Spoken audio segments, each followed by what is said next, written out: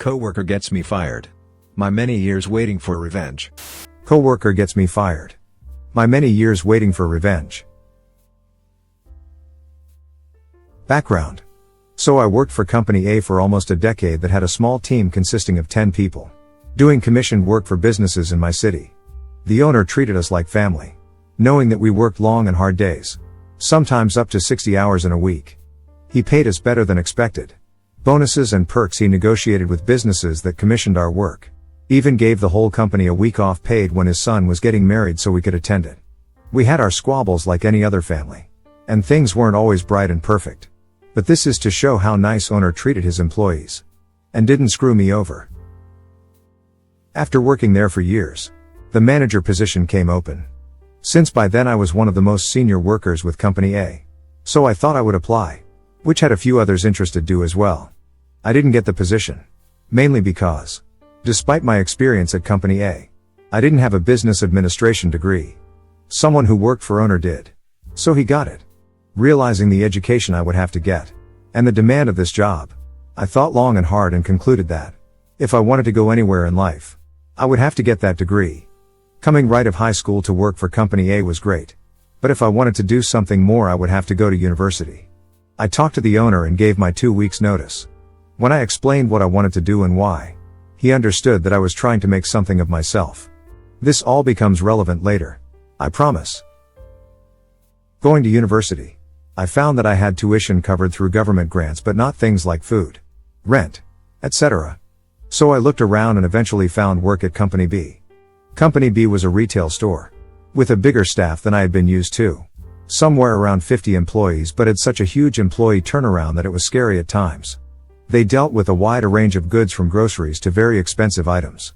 They had a certain niche clientele that they could order items for and catered to. I ended up working part-time in their warehouse and answered to the warehouse supervisor, who answered to the manager. There were other supervisors for other parts of the store, but for this only the sales supervisor is relevant. Skip forward 7 years. In that time I got my BA degree and worked at Company B the whole time, going from part-time to full, and eventually applied for the warehouse supervisor position. I was interviewed, got the job, been supervisor for months when the manager and I hired Kay as a warehouse clerk. Kay isn't the one to get the revenge, but she played a crucial part in the revenge. Then Bitch gets hired. Bitch started out as a cashier, working quickly up the chain and brown-nosing as many coworkers as possible, including the manager. When a sales rep went on maternity leave, Bitch quickly jumped at the chance to work in sales and ended up permanently being a part of that team than the sales supervisor soon after. Me and Bitch got along like oil and water. We butted heads over things constantly. She would tell the manager all the small things that I did, but called me a snitch when I reported the issues she was causing. She would badmouth me and my warehouse staff, talk over me at meetings and try to take credit for my ideas. She openly told coworkers that I was the cause of many issues and couldn't wait for me to leave. Oh, and she was never at fault. It would be the customer's fault, my fault, the delivery driver's fault, another coworker's fault, etc. There were times when we got together well, but far and few between. I get fired. So one day, a very, and I mean very, expensive ring set over $5,000 I found out later, ordered by one of our customers, comes in. Years ago I set up a procedure for any type of jewelry so that it will not get lost or stolen. The last step is, once we have done everything with it in the warehouse, we take it to the office and have someone put it in the safe immediately. This particular time, I was the one who received the ring, so, once going through the procedure, told Kay that I was taking it to the office. The only one available who had the combination to the safe was Bitch. I asked her if she could open the safe.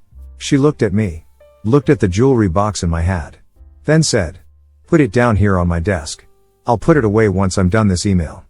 Keep in mind that me and the Bitch had had a serious spat over something earlier that day, and I generally didn't feel like being close to her if I could help it. So I never saw her put it in the safe myself. The next day, I get a call from the manager to come to the office. I head there to find manager, Bitch, and the HR consultant they pull in when some real shit hits the fan. Manager tells me that said ring set have disappeared. I tell them the procedure I followed and last I saw them was with Bitch. Manager tells me that Bitch checked the box and that said box was empty. Manager then pulls the box out. Sure enough, the box the rings were in was indeed empty. I swear to manager that the rings were inside when I checked them before given to bitch. At this point, it's my word against hers. By stroke of bad luck, the in-store video recorder had broken down days before the incident, so there was no way to verify what happened. We all know someone has to take the blame for this. And that's when bitch strikes, saying that it was my fault, since it was last seen in my hands. Manager asks if this is true. Then I realize that, yes, I was indeed the last person to touch the thing. And I never actually saw bitch pick up the box. Bitch gives me the look of that screamed gotcha. Manager and the HR consultant ask us both to leave. After what seemed like forever, I get called in. Manager tells me that, since I was responsible for the rings at the time and now are lost, they would be firing me. But, since they had no proof as to whether I stole the rings or not, they wouldn't press charges, which scared the crap out of me, as this was the first time I heard of them thinking this. I go back to the warehouse, tell Kay and the other warehouse clerks just what happened, grabbed my personal belongings and left that day. After a couple weeks of trying to get my head around what happened and weighing my options, I decide my first priority is to try to get some sort of job, and consider it lucky if I get a job flipping burgers with the bad rep when they ask Company B. I call the owner of Company A to get a good reference from them and explain what happened and why I was calling, only to get the shock of a lifetime. The manager position was about to be open. The guy who I lost the position to was retiring soon, due to complicated health reasons. Owner had kept tabs on me while at university and understood when I didn't immediately come back to him. But with a golden opportunity like this, he wanted me back and I wasn't going to say no. I dive into my new job I originally wanted with an owner I enjoyed working for. I thought, then and there, everything would be behind me, not knowing it would come back. Not to bite me, but to pay dividends.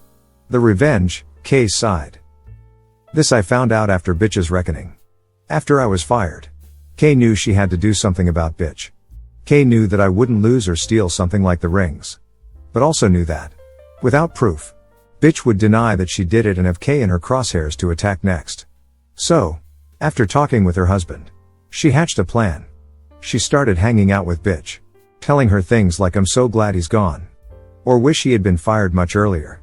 Bitch, feeling high from getting rid of one of her thorns in her side, soaked it all in, and after a couple weeks, invited Kay and Kay's husband from now on KH for drinks at her place with her and bitch's husband BH. Months pass. Kay and KH do things regularly together with bitch and BH, including drinking on weekends and couple-related events.